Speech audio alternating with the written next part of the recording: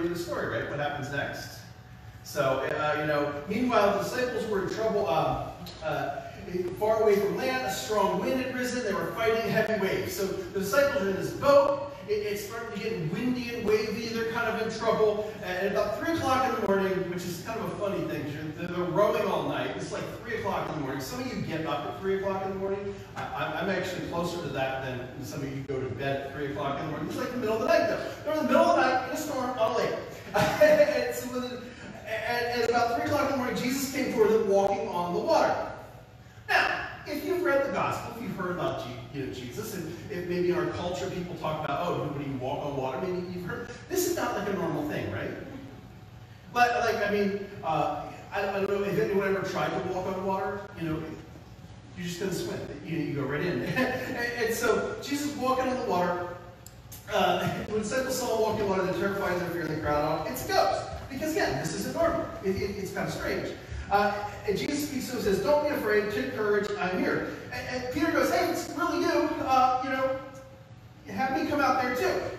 And so if you read the story, Peter gets out of the boat, right? That's kind of amazing. He starts walking. What happens? Anyone know the story? He sinks, right? Because he gets his eyes off Jesus. He winds away, he starts to sink. Jesus reaches out, grabs him, puts him back in the boat. Now, we kind of make fun of Peter there because one of the reasons I like Peter is he kind of fails at times. And anyone ever struggle or fail in their faith? Okay, the rest of you are lying. You're just better than us. No, but it's he catches up, and so Simon Peter, he kind of misses things, but he does it because the rest of the disciples, you kind of wonder if they kind of picked on him later, like, you stank. Like, hey, y'all boat potatoes. You didn't even get out of the boat, right? Like, they just sat there the whole time. You have couch potatoes. These are boat potatoes. They just sat there. So, I like Peter because Peter's not a boat potato. He's willing to take that risk. Now, again, he gets his eyes off Jesus, sings a little, that's okay. But that's Peter. Now, Peter is the other guy, too. Not the other guy. Another story I think that really captures who Peter is Matthew 16. And so Jesus gets to tell his disciples plainly it was necessary for him to go to Jerusalem. I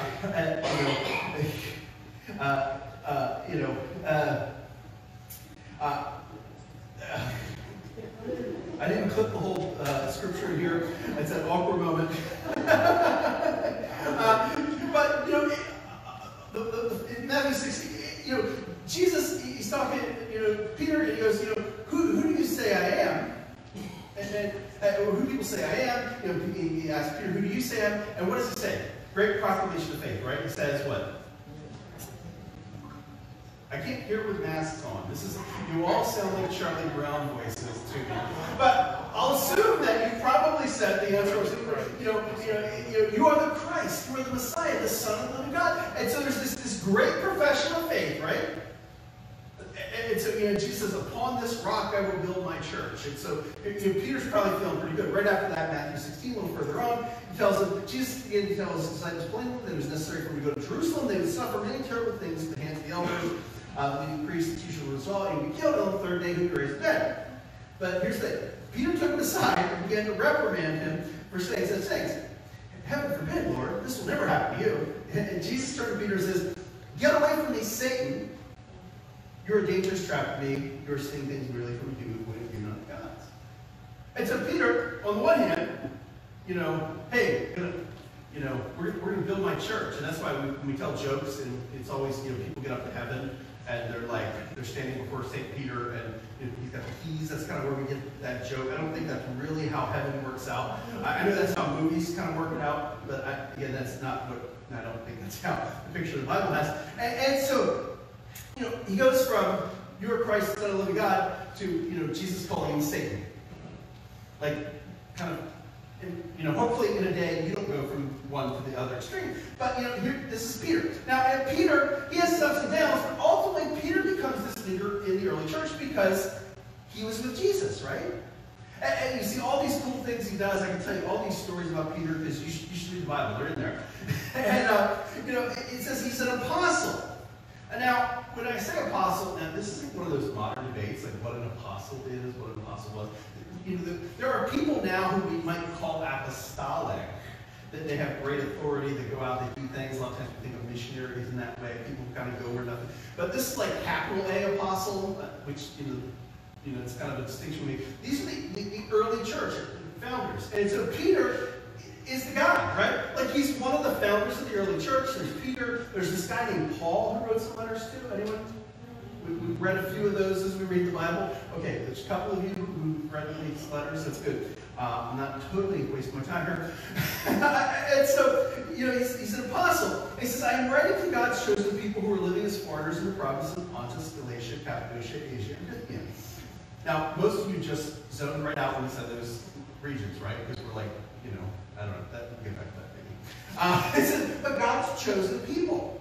Now, we read this today, and I think we naturally kind of go, yeah, well, God's chosen people. Maybe you don't realize you're chosen, but God has chosen us to be His people. But this is kind of a big deal because Peter really, as much as the disciples got and understood Jesus at times, they missed some things too, right?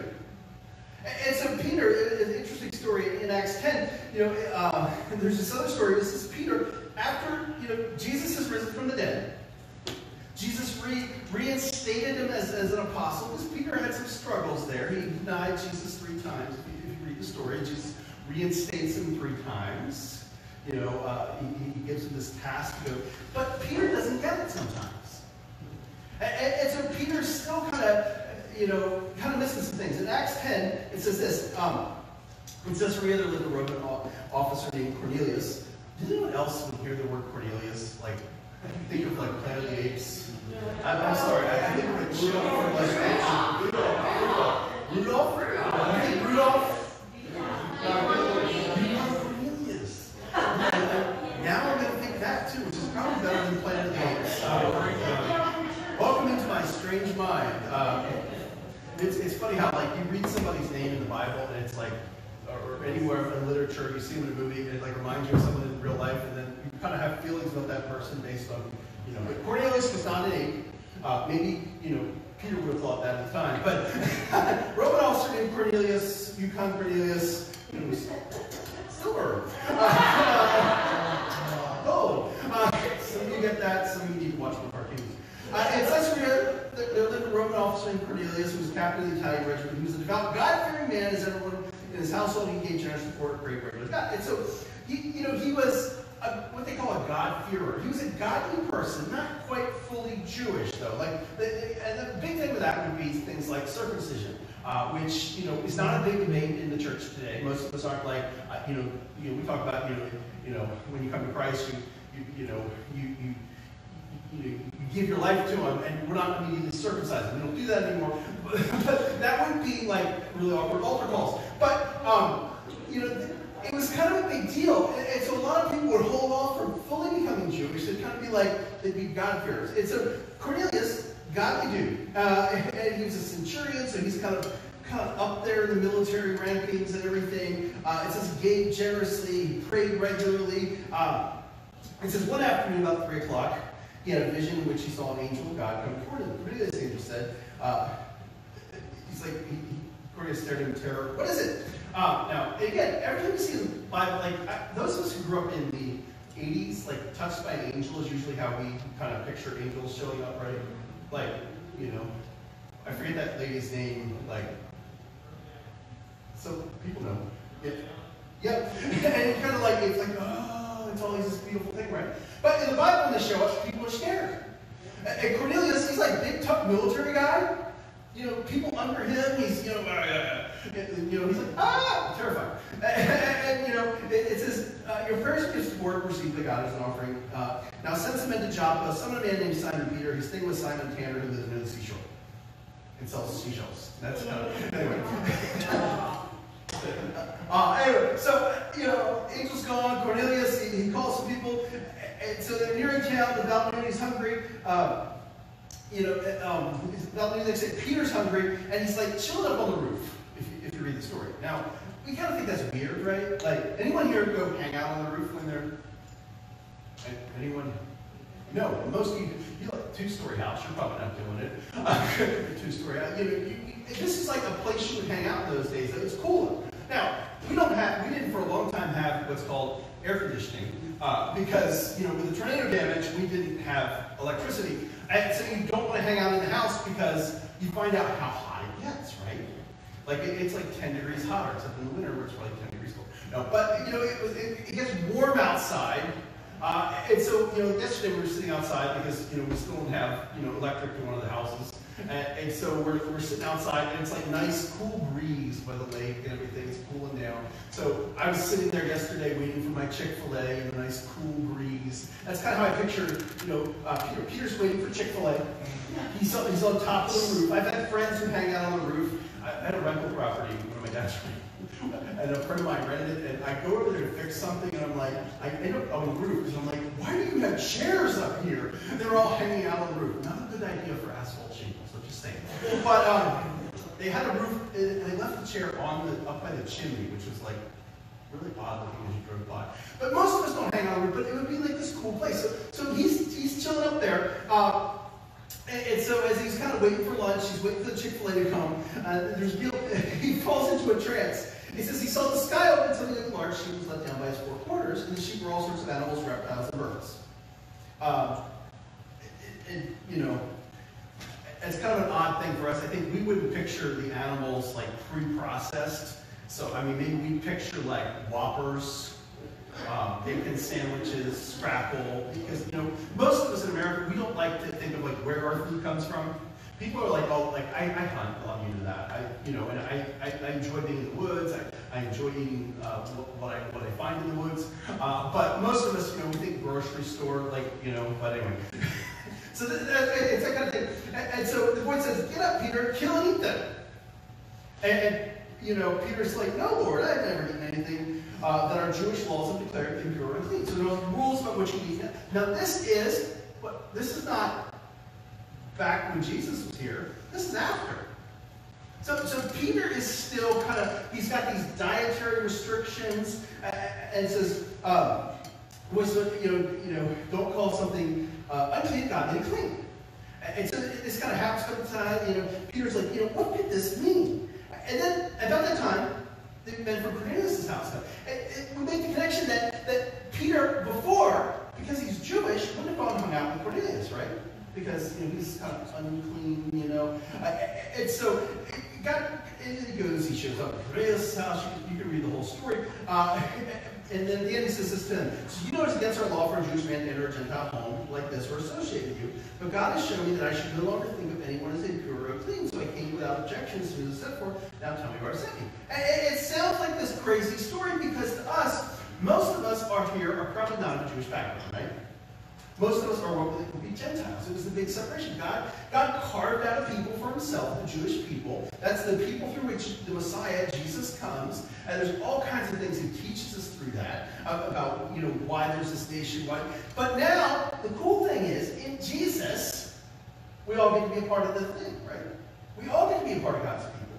And so Peter is writing, and he's writing to the church as a whole, because now he understands that they're God's people. And so we can understand that we are God's people when we put our faith and trust in him. And so Peter's writing this, and it reminds me of, there's a lot of racial turmoil right now. And I've spoken it before, I'll say it again. Galatians 3:28, there's no longer Jew or Gentile, slave or free, male or female, for you're all one in Christ Jesus. The old divisions don't matter. When you're in Christ, there's this newness, there's this different way of seeing things, and it's funny because with all the 2 of our cars were totaled in the tornado and everything, and so we kind of had transportation issues, if you will. Now sometimes I think about riding my bike just to get places, whereas before I did it for exercise. And it's been interesting because I had to, this is such a shame, I had to pull out the '66 Mustang I have. Some of you went, oh, I didn't know you had that. And so, I've really been suffering for the Lord, driving my old Mustang. No, it's got some issues with it. Bob usually helped me try to fix it and keep it running. I love the old car. It's funny though, when you drive around in the Mustang, and I drove around in most of my early young years, and so you see anyone else with a Mustang, there's always this You know what I mean? Like, some of you have Jeeps. I know there's a Jeep wave, too. Like, if you're in a Jeep, some of you have a Jeep, and it's like, then you forget that you're not in your Mustang or Jeep, and you wave to the other person, they're like, why is that person waving to me? But, you know, there's like a camaraderie we have for all kinds of things. You know, what kind of car you drive. And it's not for like Honda Civics. I don't know anyone who's like, look, another Civic, and, you know, I had a Civic. But, you know, there's this camaraderie, and I think naturally people kind of, we divide ourselves, we create these cliques, we get all this thing. But in Christ Jesus, old cliques and things go away. Old ways of seeing things go away. You know, our differences don't go away, but you know, there's this connection. You know, things that divide us as humans don't matter in Jesus. Jesus doesn't care if you're on a Mustang or Jeep. He's not going to wait. Anyway, we'll talk more about that as elections approach. Man, you want to talk about tumultuous times. It's like, you know, I always think it's funny because when I was a kid, you know, you look back on the 60s and you think, yeah, those were tumultuous, crazy times. I think like people are going to be looking back on these years going, those were tumultuous, crazy times, all kinds of stuff going on. Anyway, you know, only God's attention to division. And so Jesus comes to seek and save everyone. And sometimes I think we miss out on that because, you know, we tend to, sometimes, not us, but other people, not you. But we make these divisions and things. We go, oh, well, you know, we wouldn't say it out loud, but, you know, Jesus came for Republicans. Or Jesus came for Democrats. Do we know which side you are, right? And we naturally do that. But Jesus, you know, said, John 12:14, when I lift it up, I will draw all people to myself. And Jesus draws this people to himself. And, you know, it says, you know, that, you know, it says we are foreigners. You know, and I'm thinking of the band right now. So, here's the thing. We may be, anyone here a U.S. citizen? Anyone not? No. You know, probably most of us in this room are citizens of the United States, right? But we're also really, you know, we may be U.S. citizens, but if we believe, if we follow Jesus, we also have this citizenship in heaven. We have dual citizenship, if you will. But, you know, it's funny, when you travel, there's different rules, right? Like, you know, when I travel, you know, I have to obey certain rules that are different in the U.S., and you kind of have to brief yourself on the rules when you travel, because you don't want to do something that you think is fine, because, you know, Americans do that, but then you find out in other parts of the world, you go to prison for that. You know, some of you are like, oh, well, now I'm going to check. You know, those Canadians, you never know. They're with their quarters. I love Canadians. I have very good Canadian friends, but I hate like the quarters end up in our system and you don't know what to do with them and you can't do anything. Just have this pile of change. So most of you just put it in the offering. So I appreciate that. Anyway, some of you are like, now I know what to do with all my Canadian quarters. Praise the Lord. Get just stuck with it. Anyway, but you know, we're foreigners. We have to abide by the rules. And when you're not in your native place, things are different, right? Some of you, have you ever, well, it's kind of hard. Like even things like staying in a hotel are weird now, right? You ever go to a hotel, though, pre-COVID? You know, and you're there at a hotel, it's usually nicer than your home. There's a great Jim Gaffigan bit on that, though. It's like, oh, it's so comfy. You can't get away and use mattress, but we'll go pay $100 a night to sleep on one. Some of you just got the bed bug creepy feel. Watch the Gaffigan bit, it's funny. But you know, when I travel, you know, I'm invested in a different way, right? Because I go and if I'm staying in a hotel, if I'm staying in another apartment, I'm not like, I should probably re-roof this place, right? Anyone's ever like, I think I should install hardwood floors. This is hotel room with a great hardwood floors. Go buy a bunch of hardwood. Did anyone do that? And Bob might, because he's handy. But most of us, we don't do that. Why? Because you're invested differently, because it's not your home. Your home, you might put in hardwood floors. Your home, you might replace the windows. Your home, you need to replace the roof, especially if a tornado takes it all. But we're invested differently.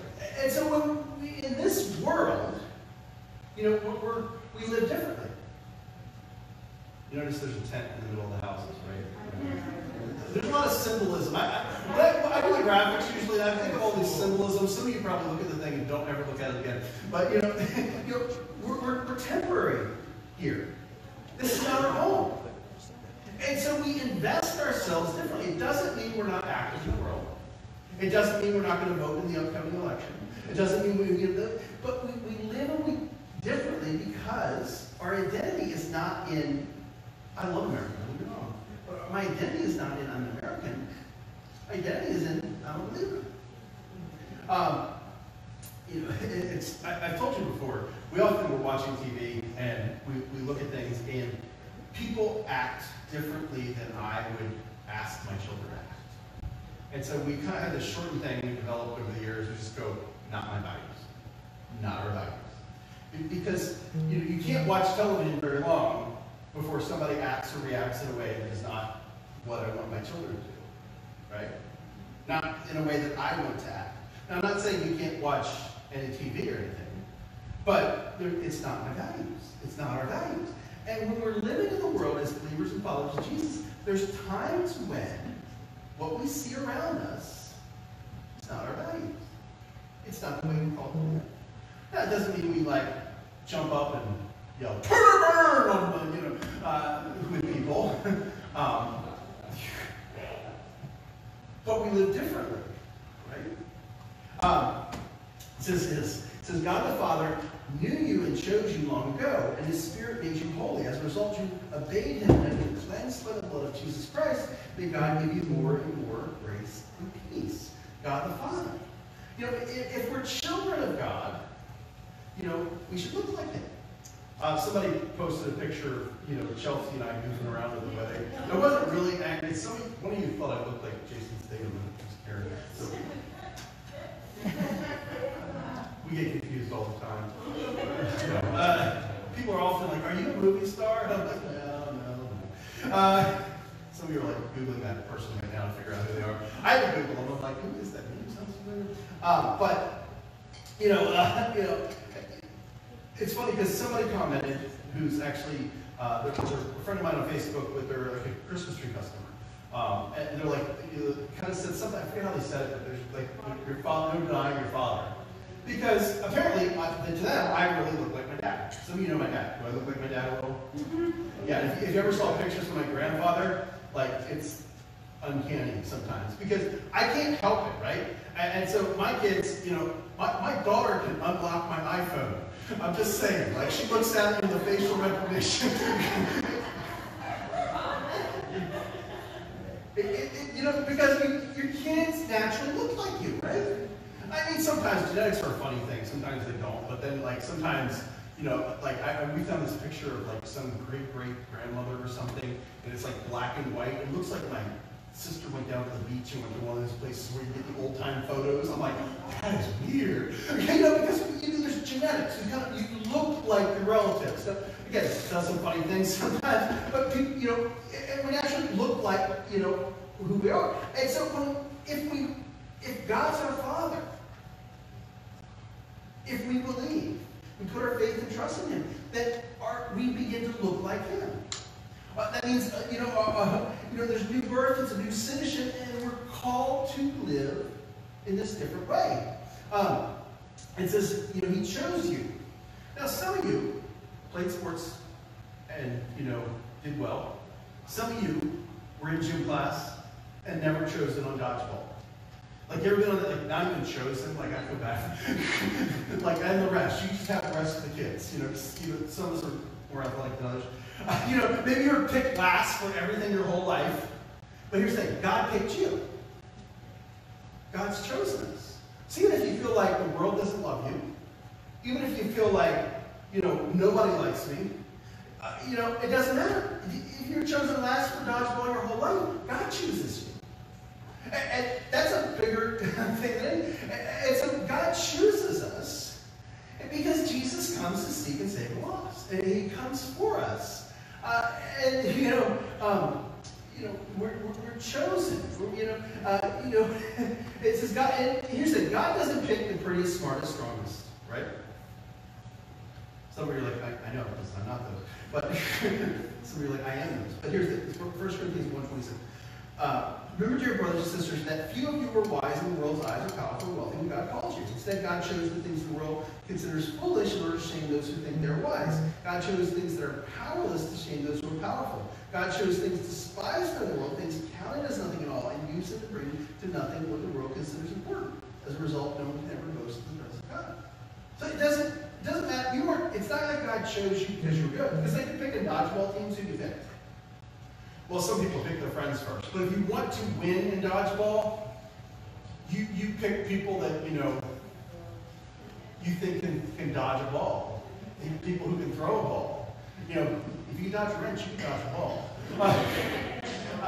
Some of you get that, some of you need to watch your movies. We pick the strongest, the smartest, the fastest. But God doesn't look at us and choose us because of that. God chooses often in spite of that. And He's glorified when He uses us to do things, even though we're not the smartest, we're not the fastest, and we're not the best at dodgeball. And so, Christianity isn't primarily about what we do. It's not that you're good enough and therefore God chooses you, but it's because God chooses us because of His great love for us. And so God chose you, not because you're awesome, but because God chose you, you're awesome. He's created you to be that. It's funny when we start talking about chose. I'll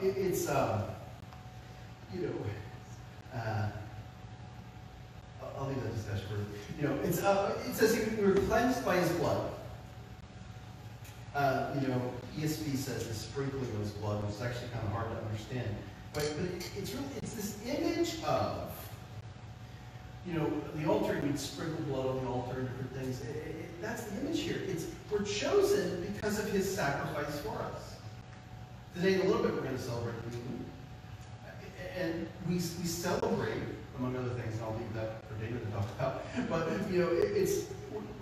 we celebrate the fact that there's this great sacrifice that makes us right with God. And He shows us in Him. There's this sacrifice. And ultimately, again, I love the Hebrew Bible, the Old Testament, and I was talking with somebody this week about this, and it's that in Matthew 5, Jesus says He came to fulfill the law, and we've talked about that. And, he didn't come to do away with it, but the law had to be fulfilled. And so there was this, if you read the Hebrew Bible, the Old Testament, there are lots of rules. Anyone read through the Old Testament and thought, man, there's a lot of rules, right? Like, you're just like, oh my gosh. And I remember reading through it, and I'm like, oh no, do I need to slaughter sheep? Because I'm thinking like we need to, Christmas, all our celebrations are a little differently. We start sacrificing, And I'm like reading it, and then like later I get to the New Testament, I'm like, oh, it's fulfilled in Jesus. And so there's all these rules, these sacrifices, these things you had to live.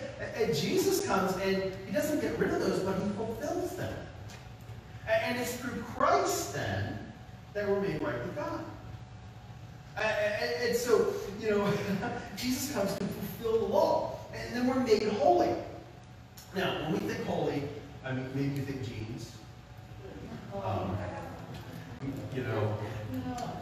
not cool enough to wear holy jeans. I'm sorry. If I pay a bunch of money for jeans, they're not going to have holes in them. But I'll pay for my kids' holy jeans because that's what kids. Although it changes, doesn't it? It's like the skinny jean. I hated skinny jeans. It was like tight jeans in the 80s. Like I couldn't even move. You're saying I don't wear skinny jeans? No, he likes skinny jeans. You like skinny jeans. That's because you're skinny.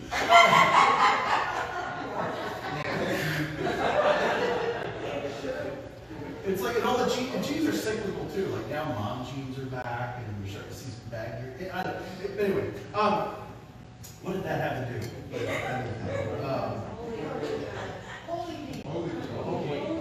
Holy jeans, yes, holy. God made you holy. And here's the thing, we'll talk about this, but, God makes holy. We're supposed to, this gets abused sometimes, because there's the idea of, we have to be holy, and some of you grew up in like a holiness movement church, and you weren't allowed to do kind of we separate behaviors that are holy and behaviors that aren't holy, right? And there really is, there are some, but some of them are cultural, and so like, you have to wear a dress. Anyone grew up in a church where you had to wear a dress? As a woman. That'd be a whole other church. But and so you have, and there's certain things you can't do, like I had a friend, they couldn't play cards on Sunday, because somehow that was sinful. I wasn't really sure. A lot of us, we grew up in a Pentecostal church, like we are actually. It's like, oh, you can't dance. Which is great for me, because all I've ever heard was 10 and 2 anyway. I got nothing. But what God means is not, we're going to make a bunch of rules you have to follow, but there is a different way of living if you're a believer and a follower of Jesus. There's places you shouldn't go. There's things you shouldn't do. And we can't list them all out today. But I like what, I was reading a study Bible I have, and it said this one, talking about this passage. It's been said that who you are is determined by the people you know and the books you read. There's a lot of truth to that. I think especially like older generation, the books we read really shape us. Those remember books, they were these bound leather and paper things and pages. Some of you still have books. And the people they really shape you, right? But I like this. It says, today, we could also add the media you absorb. TV, movies, music, the internet. I'm going to add Netflix, Hulu, Disney Plus. I don't even know how many streaming things there are now. Like, you finally, we had just one streaming place, and now everybody wants their own streaming place. It's just like the cable going all over again. But ask yourself, who are my friends? What do I read? What TV programs, movies do I watch? What music do I listen to? What websites do I visit? And so we have to ask ourselves, are we wanting to live a holy life? And God calls us to live this holy life. And it's not because God doesn't want us to have fun. I know this is a little more serious message than sometimes we have, but it's not that God doesn't want us to have fun, but God wants us to live the right way. Because when we live God's way, it's the best way. And there's times where, I use the analogy, it's like your car. What happens if you don't change the oil? You go to get your oil, you go to where you go to get your car done, or you do it. Those of you do it yourself don't change your oil. So, you don't go there and they're like, you need to get your oil changed. You're like, you just don't want me to have fun. I'd be like, I just don't want your car to break, right? And that's how God is. God has certain ways for us to live, but it's not because He doesn't want us to have fun. But we're designed to live a certain way. And there's this holy way of living. We live differently when we follow Jesus. Now, yesterday was a day of celebration, right? Some of you are like, I have no idea what it is. What did I miss? No, it was the day Jeff got back on his bike. So, usually we have tales of being on the bike and riding everywhere. And, I haven't gone to the gym in like a month. And finally, Gertie taught me to get back on the bike. And so I'm just tired all the time right now. Because my life, I'm still trying to go back to doing normal life stuff. But, it's like I'm constantly cutting firewood in my yard or something. And it's hard. There's stuff to do. And we're dealing with contractors to rebuild our house and everything. Because we like the skylight, but we like a skylight that, was maybe made by people, not trees. There's constantly, we found more stuff that was damaged because, a tree went through our house this way like a spear. So that was awesome. Anyway, so yesterday we finally got back on the bikes, and we decided to kind of do a light run. But we didn't realize it until, actually, I think Deborah pointed it out. It was the Amish bike tour ride day. Did anyone know that was there? Someone mentioned that. I did not realize it was Amish bike tour day, and so we thought, no problem, we can avoid the Amish bike tour. No, you can't. At least not. Maybe if we knew where the route was, we could have. Anyway, so we ended up in the middle of it at times. But it's interesting because, one, we ran into people who were confused and lost at first, so we were like helping them find their way back. And then it was funny though because we went one of our regular routes, and we ended up going the opposite of all these people on the Amish bike tour. So they're all like, some of them are looking confused. Like, am I going the wrong way? It's like, they're not from here. They're talking, they're all like from Philly and stuff. They're like, we're the Amish bike tour. I'm like, yeah, we just call this a bike tour. Like, this is just riding on a Saturday for us when we talk to some of them. But like, they're all like, and then some of them are concerned for us. They're like, you're going the wrong way. I'm like, you don't know if I'm going the wrong way because you don't know where I'm going. And then some people are like, thinking we were on our way back. Like, you're done already? I said, yeah. Slow pokes. I got my 100-mile loop done already, you know. It was this funny kind of thing. And some followed us, which was really a bad idea. Because they're making their way back to church with us. And we're like, I think you wanted to go right up there. I'm like, this one lady, I'm like, are you lost? She's like, yes. And she drove off away from me. I'm like, anyway, it was a weird day. Some people got lost. And I don't know if that lady ever finished. She went down this way. There's no Amish biking down there. I saw her later. She made it. Anyway, here's the thing.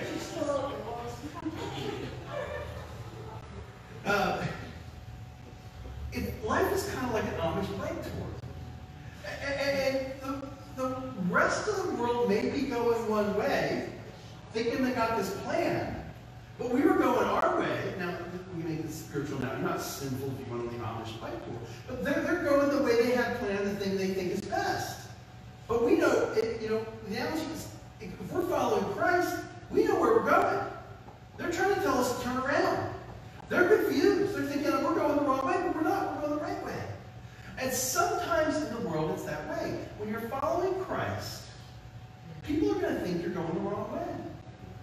They're going to say, hey, I think you're going the wrong way. Maybe someone will question their way and end up following you, which would be a good thing in life following Christ, not a good thing when you're trying to complete a race that we're not on. But life is like a confused Amish bike tour. You need to go in the right direction. We need to follow Christ. And sometimes that means the world is going one way and we're going another. Ultimately, there's many things in life. We try to eat better, we work out more, we earn more money. All these things that we invest ourselves in life on our bike tour, right? We go all these different directions. But God's calling us to live a certain way. Ultimately, I don't know if I said something, I think I said this last week. I said, the death rate hovers around. My son comes up and says, well, technically, because Christ died and came back, and then he lives, and I start thinking about, Enoch walked with God and he was no more, and see a couple people who don't seem to die, they get pulled up to heaven, and I don't know exactly what that looks like. So, but it's still, for all of us, chances are you are going to die someday. It's interesting because I recently was sitting with someone who was dying, and this week, and a lot of the things that we invest ourselves in this life don't matter when you've got a matter of days left. They just don't. Like the things you thought were important, even saving for your future, which is a good idea, but in the end, when you're about to check out, you don't really care what money's in the bank, right? And ultimately, we're going to be happy if we lived differently. If we live the way God wants us to live. Because at the end, when we check out, we're going to check in.